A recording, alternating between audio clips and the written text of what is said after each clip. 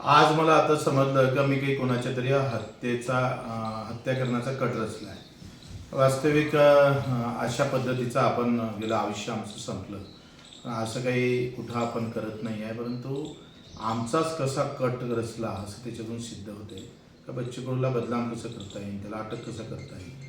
आम्ही जे 1.5 लाखासाठी आंदोलन करणार होतो रेग्युलर भरणाऱ्या शेतकऱ्यासाठी, त्याच्यासाठी कार्यकर्त्याचं खच्चीकरण करणे का तुमचा नेता असता आम्ही अंदर टाकू शकतो, तुमचा काय केव्हा आहे, अशा पद्धतीचा हा कट आहे। तो म्हणतात का आमच्यासाठी कट केला, मला असं वाटतं हा व्यवस्थित आमच्यासाठी हा केलेला कट आहे।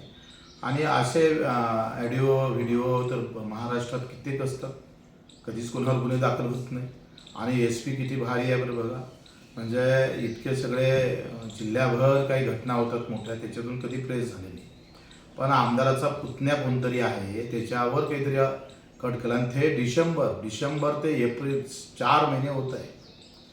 अशा पद्धतीचे गुन्हे दाखल करून बच्चू कडूचा आवाज दाबण्याचा प्रयत्न होत असेल तर आम्ही अटक व्हायला तयार होऊ ना अशा पद्धतीने। आणि ते प्रभू रामचंद्राच्या राम मंदिरातून अटक हो का, रामराज्य कुठं आणि हे राम भक्त कुठं।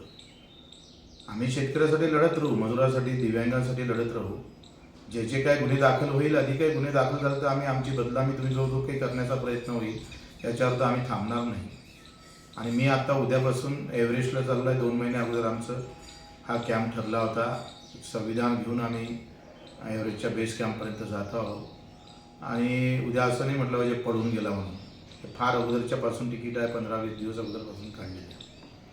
आणि काय प्लॅनिंग असतं बघा, सकाळी 6 वाजता उठले आज SP साहेब आणि त्यांची टीम चांदुरले आली, 7:30 वाजता 7 वाजता गुन्हा दाखल झाला।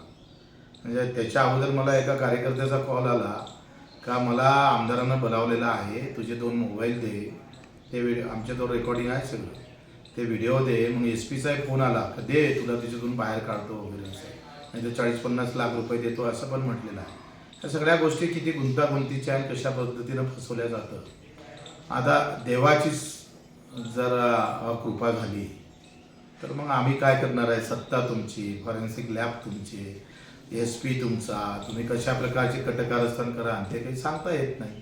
त्यांना सगळ्या यंत्रणाच तुमच्या हाती आहे, कोणत्या माणसाला कसं फसवायचं याच्यासाठी तुमचं चुटकीभरासारखं काम आहे। चुटकी वाजतं तितक्या ह्याच्यात तुम्ही कोणाला कसं फसवताय, कारण सगळ्या यंत्रणा तुमच्या हाती असल्यानंतर ह्या गोष्टी सहज तुम्ही करू शकता। त्यांना आम्ही काही घाबरत नाही आहे आणि आम्ही अशा प्रकारचा हा मूर्खपणा करतही नाही। हा धंदा आमचा नाही, आम्ही रक्तदान करणारे लोक आहोत, जीव देणारे लोक आहे, जीव घेणारे नाही।